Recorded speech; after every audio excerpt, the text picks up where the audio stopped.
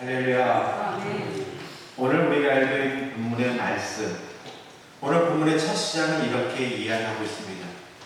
예수님이 제자들과 또한 큰 무리와 함께 예루살렘으로 향하는데, 예루살렘 도착하기 전에 어느 곳 한 곳에 도착합니다. 예루살렘에 도착하기 전 마지막 마을에서 일어난 사건이 오늘 우리가 읽은 본문의 내용입니다. 오늘 본문에 보면 이 사건이 일어난 장소가 여리고라고 소개하고 있습니다. 여리고는요, 성경에 자주 등장하는 지명입니다. 구약에서는 여호수아가 가나안 땅을 점령하기 직전 바로 전에 점령했던 곳이 여리고였습니다. 그리고 신약에서는 예수님이 세례를 받으시고 시험을 받으셨던 곳이 여리고였습니다. 그리고 세례 요한이 활동했던 장소 또한 여리고였습니다.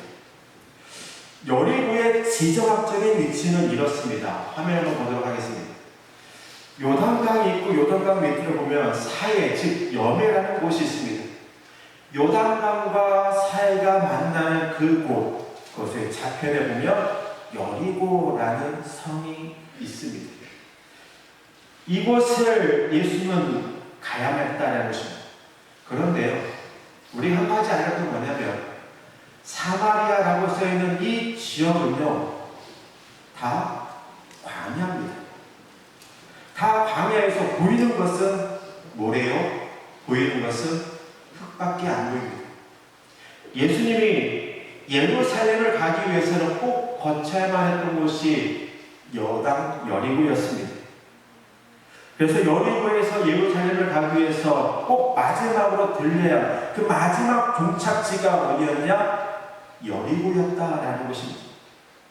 오늘 본문의 사건은 뭐냐면 예수님의 공생의 사역의 마지막을 장식하는 사건이 오늘 우리가 읽은 본문의 사건입니다. 예수님이 예루살렘으로 가기 위해 여리고를 거쳐서 여리고를 떠나는 중이었습니다. 그때 예수님은 바디메오라는 사람을 만나게 되는데요. 바디메오라는 이름은요, 디메오의 아들이라는 뜻입니다. 디메오의 아들이라는 뜻을 가지고 있습니다. 근데 오늘 우리가 성경을 보면서 바디메오가 어떤 사람인지는 우리는 알 수 없습니다. 마태복음과 마가복음을 보면 이와 똑같은 사건이 기록되어 있습니다. 근데 마태복음과 누가복음에는 이 사람의 이름이 기록되어 있지 않습니다. 마태복음과 누가복음은 이 사람의 이름을 기록하지 않은 이유는 과연 뭘까요? 그것은 바디메오가 중요한 인물은 아니었기 때문이었습니다. 그런데 오늘 본문의 저자인 마가는 바디메오라는 사람에 대해서 자세하게 소개하고 있습니다. 바디메오, 그는 디메오의 아들이며, 그리고 그는 시각장애인이고, 그리고 그는 거지였다라고 소개하고 있습니다. 바디메오가 평상시처럼 여리고성에서 구걸하고 있었습니다. 그런데 평상시와 다르게 여리고성 내에 사람들이 많고 여리고성에 시끌시끌하다는 것입니다. 그래서 바디메오는 행인을 붙잡고 묻습니다. 여보시오, 지금 여리고성에 무슨 일이 일어나고 있어? 갑자기 성이 시끄러운 것 같소. 그러자 이 행인이 바디메오에게 이렇게 답을 해줍니다. 지금 나사렛이라는 동네에서 살았던 예수라는 사람이 지금 여리고성에 나타났소. 사람들이 이 예수를 보기 위해서 모여서 지금 성이 시끄러운 것이요. 이렇게 말을 해주었습니다. 그 이야기를 듣는 순간 바디메오는 정신이 번쩍 들게 됩니다. 그 이유는 뭐냐면 바디메오는 예수에 관한 소문을 들었고 예수라는 사람에 대해서 그래서 바디메오에게는 한 가지 큰 꿈이 있었습니다. 그것은 뭐였을까요? 예수님을 만나고 싶다. 예수님을 내가 기회가 되면 예수님을 만나고 싶었다라는 것입니다. 그런데 지금 그 기회가 생겼다라는 것입니다. 바디메오는 시각장애인이고 바디메오는 거지였습니다. 시각장애인이고 거지였기 때문에 그는 어딘가에 이동하는 것이 쉽지가 않았습니다. 앞을 볼 수 없었고 누군가 함께 동행하려면 그 많은 비용을 본인이 부담을 해야 했기 때문입니다. 근데 바디메오는 시각장애인이었고 거지였기 때문에 예수님을 만나고 싶어도 만날 수가 없었다라는 것입니다. 그런데 지금 그 기회가 생긴 것입니다. 바디메오가 예수에 대해 알 수 있던 것은 뭐냐면 그의 직업 때문이었습니다. 그의 직업 때문에 바디메오는 예수에 대한 소문을 듣고 예수에 대해서 알고 있었다는 것입니다. 바디메오는요, 여리고성에서 구걸하던 사람이었습니다. 우리가 여호수아를 보면서 우리가 알 수 있는 것처럼 여리고성은 작은 성이 아니었습니다. 큰 성이었습니다. 성이 크다는 것은 무엇을 뜻하는 걸까요? 그 안에는 많은 사람들이 살고 있었다는 것입니다. 그리고 성이 크다는 것은 뭐냐면 많은 사람들이 왕래하는 장소였다는 것입니다. 사람들이 많이 살고 사람들이 많이 왕래하는 곳에서 구걸하게 되면 그 사람은 세상의 온갖 이야기를 듣게 됩니다. 다양한 정보를 그는 듣게 됩니다. 바디메오는 여리고성에서 구걸하면서 예수에 대한 소문을 들었습니다. 바디메오가 들었던 예수에 대한 소문은 이렇습니다. 마태복음 9장 35절의 말씀입니다. 예수께서 모든 도시와 마을을 두루 다니사 그들의 회당에서 가르치시며 천국 복음을 전파하시며 모든 병과 모든 약한 것을 고치시느니라. 바디메오가 알고 있었던 예수, 바디메오가 들었던 예수에 대한 이야기는 뭐냐면 예수는 천국에 대한 복음을 전파하는 사람입니다. 예수는 모든 병을 고치는 사람입니다. 이 내용을 그는 알고 있었습니다. 바디메오는 소문으로 들었던 예수가 지금 자기 앞으로 지나가고 있다라는 것입니다.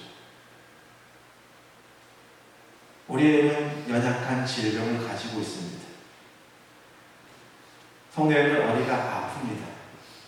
근데 그 병을 고칠 수 있는 사람이 내 앞으로 지나간다고 한번 생각해 보세요. 그럼 성도님들은 어떤 선택을 하시겠습니까? 지나가는 것 같다. 때가 되면 나한테 오겠지. 그렇게 하시겠습니까? 바디메오는요, 사람들이 모여있는 곳을 향해 소리가 웅성웅성거리는 그곳을 향해 큰 목소리로 외칩니다.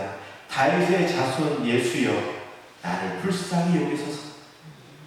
앞을 볼 수 없었던 바디메오가 예수를 만나기 위해서 할 수 있었던 일은 뭐냐면 큰 소리로 부르짖는 것밖에 없었습니다. 그런데 안타깝게도 예수 주변에는 많은 사람들이 모여 있었습니다. 그 소리를 뚫고 바디메오 소리가 예수님께 전달되는 것은 쉽지가 않았습니다. 사람들은 바디메오에게 시끄럽다라고 말합니다.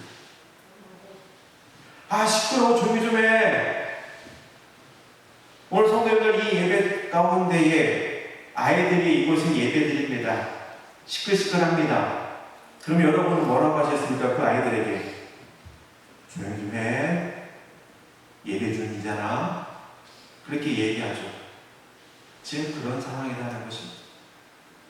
어떻게 하면 예수님의 말씀하시는 그 말씀을 듣기 위해서 모였습니다. 성도님들이 오늘 이곳에 말씀을 듣기 위해서 이 자리에 모였습니다. 그런데 누군가가 시끄럽게 다윗의 자손 예수여 나를 불쌍히 여기소서 큰 목소리로 외칩니다. 그러면 성도님들이 뭐라고 하셨습니까? 좀 나가 있으라고 얘기하죠. 아, 시끄러워 죽겠어. 말씀이 안 들리잖아. 좀 나가. 그렇겠죠. 지금 그런 상황이다라는 것입니다. 여기서 이러지 말고 다른 곳에 가서 구걸 좀 해라.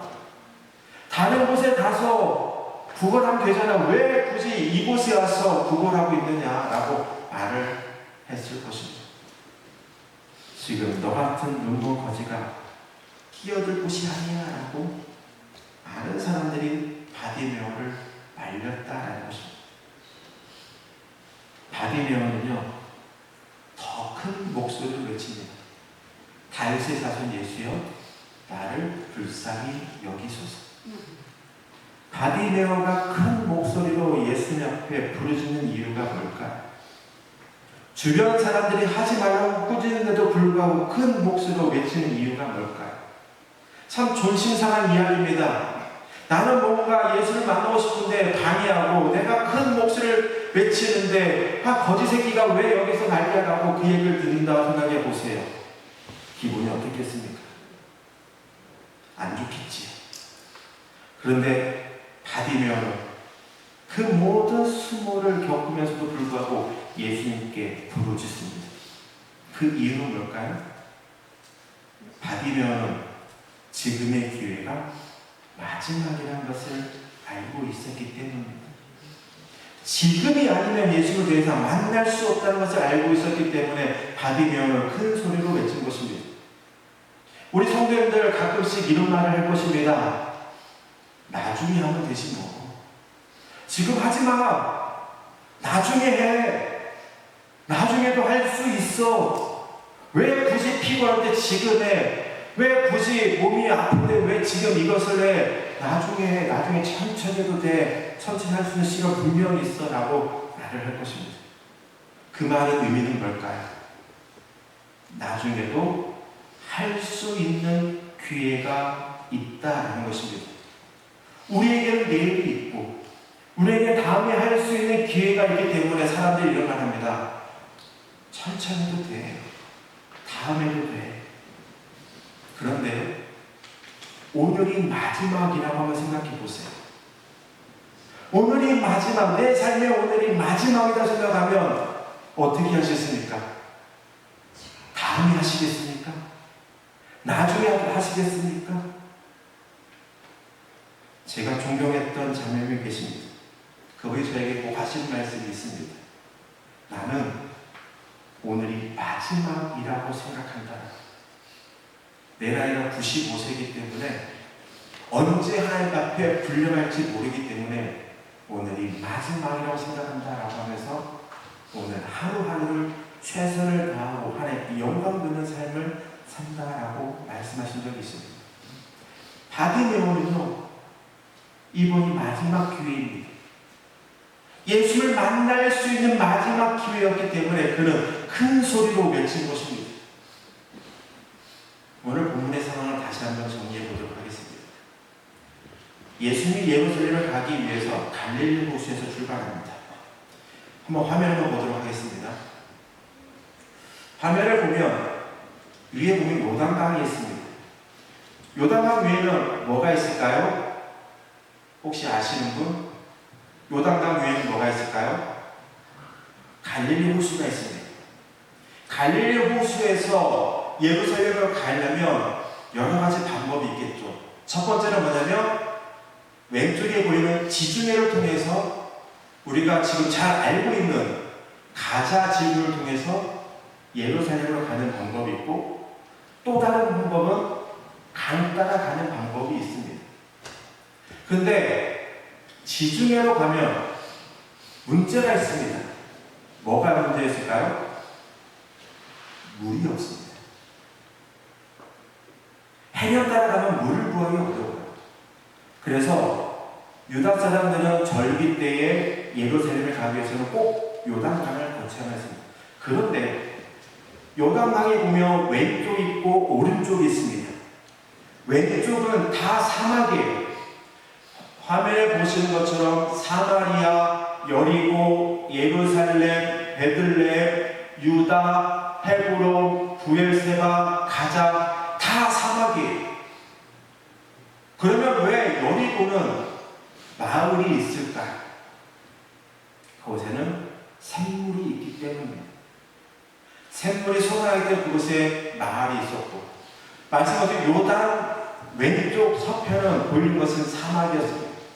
그래서 예수님의 여리고 성을 향한 그 길은 뭐냐면 요단강 동쪽 길을 향해서 내려옵니다. 지금의 요르단 지역입니다.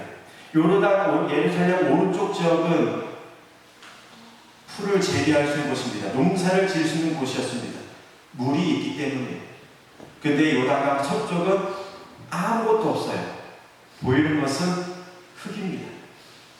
그래서 예수님은 요단강 동쪽으로 내려와서 여리고를 지나 베들레헴, 즉 그 사막의 길에 가기 마지막 직전이었습니다.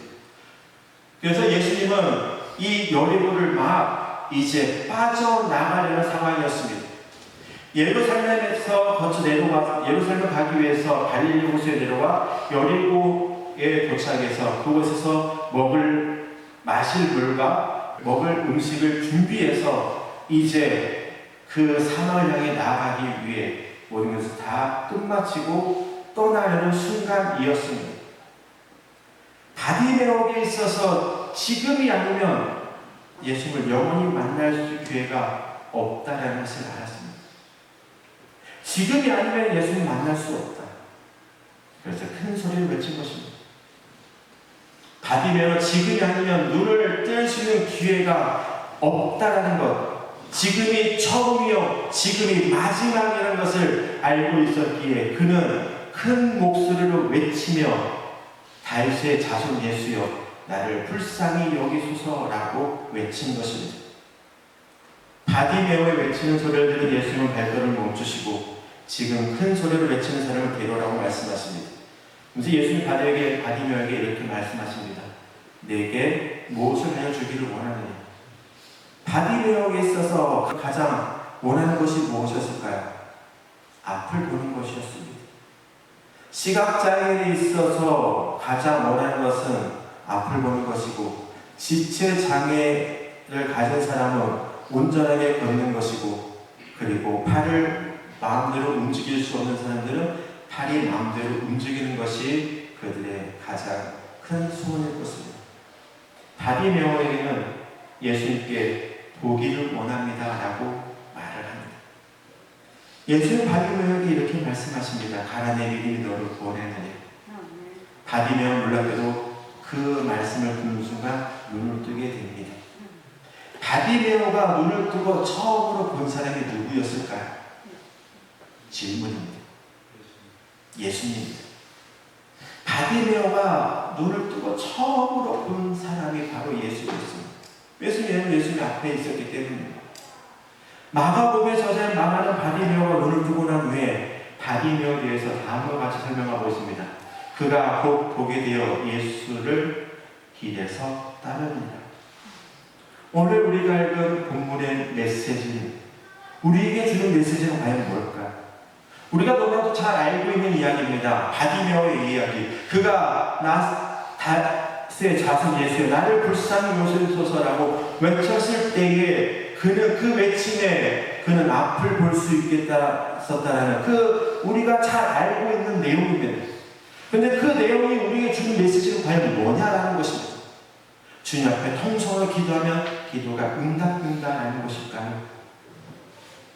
주님 앞에 내가 온몸과 정성을 다해 하나님께 외치며 그 기도가 이루어진다라는 그런 메시지를 우리에게 주는 걸까요? 오늘 본문은 바디메오가 눈을 뜨게 되었다는 기적의 이야기를 전하기 위해서 전해주는 메시지가 아니다라는 것입니다.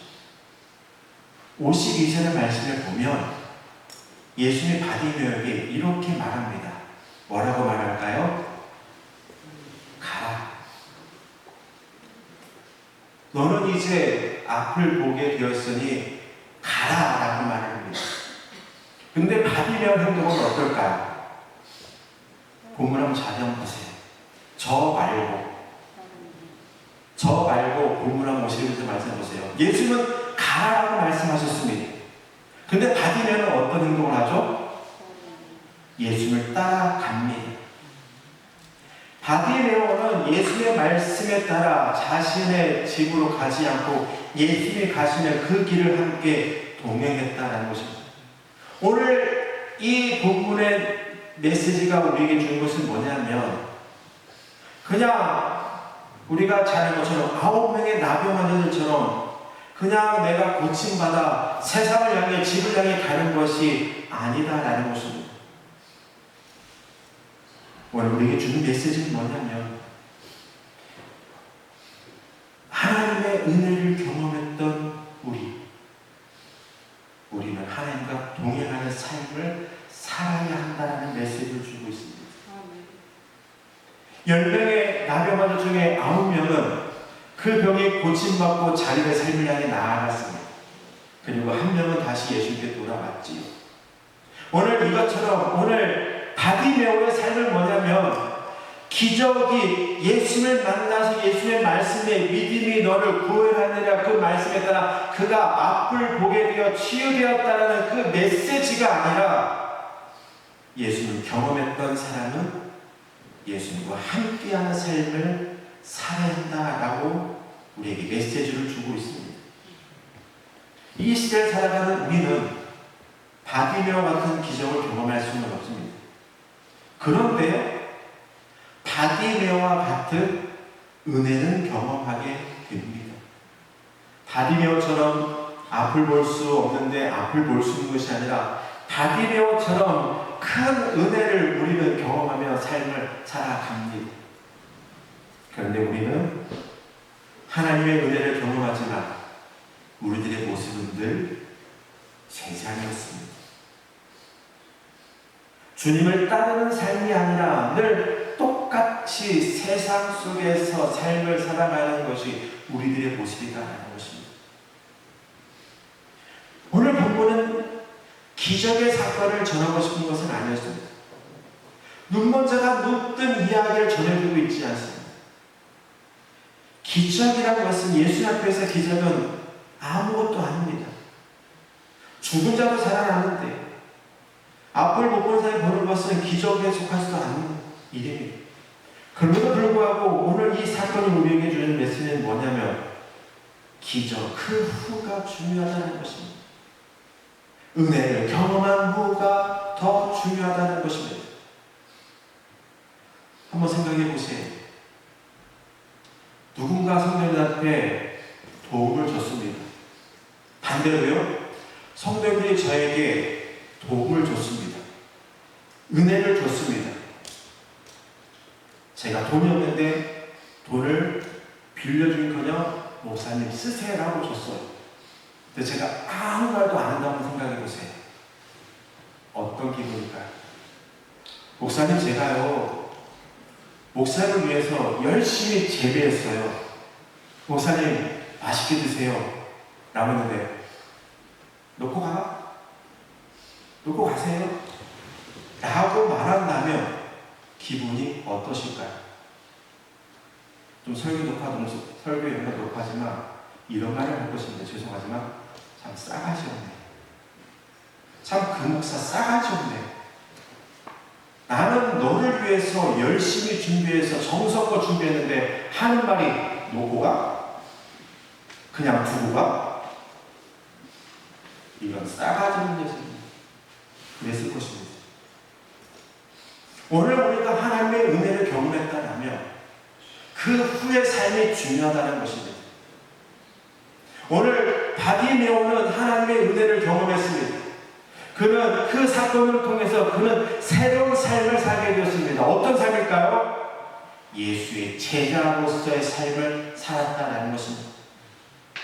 바디메오는 예수님과 함께 예루살렘을 향해 나아갑니다. 바디메오가 예수를 따랐다는 것은 뭘까요? 오늘 본문 이전의 사건, 지난주에 말씀한 것처럼 내가 예수님과 함께하면 예수를 통해서 뭔 권력을 얻을 수 있겠지. 예수의 능력이라면 나는 뭔가 한 직분을, 하나님 뭔가 감투를 받을 수 있겠지. 그 마음을 가지고 예수를 따랐을까요? 그런 마음도 있겠지요. 제가 바디메오가 아니니까. 그러나 바디메오는 그 길이 고난의 길이요, 십자가의 길일지라도 예수라면 내가 그 길을 함께 하겠다는 마음으로 그 모든 것을 다 내려놓고 예수님을 따랐다라는 것입니다. 오늘 이곳에 성된 모두는 우리는 하나님의 놀라운 은혜를 경험한 사람들입니다. 그리고 지금도 경험하고 있고 하나님의 놀라운 은혜를 경험하게 될 것입니다. 그러면 그 은혜를 경험하는 그 사건이 중요한 것인가? 그 이유가 중요하다는 것입니다. 은혜를 경험하고 기적을 경험했다면 그 이유의 삶이 중요하다는 것입니다. 어떻게 해야 될까? 예수님과 동행하는 삶을 살아야겠죠. 말씀과 기도로서 그리고 주님이 원하신 뜻을 이루어가면서 예수님과 함께 동행하는 삶을 살아야 한다는 것입니다. 오늘 우리에게 준 메시지가 이것입니다. 앞을 보지 못한 자를 보는 것, 이것이 중요한 게 아니다. 그것을 기적했던 사람들, 기적을 경험했던 사람들, 은혜를 경험했던 사람들은 그것을 통해서 주님과 함께하고 주님과 동행하는 삶을 살아야 된다. 그 길이 고난의 길이요, 그 길이 십자가의 길일지라도 은혜를 경험하고 기적을 경험한 사람은 예수님과 함께 동행하는 삶을 살아야 한다라고 오늘 본문은 우리에게 메시지를 주고 있습니다. 오늘 성도님들, 우리는 늘 은혜를 경험합니다. 늘 주님의 은혜 안에 삶을 살아갑니다. 그러면 늘 주님과 함께하고 주님과 동행하는 삶을 사시기 바랍니다. 그 길이 고난의 길, 그 길이 십자가의 길일지라도 주님과 함께할 수 있는 삶을 살아가는 성도님 되기를 주님 이름으로 간절히 축원합니다. 기도하겠습니다.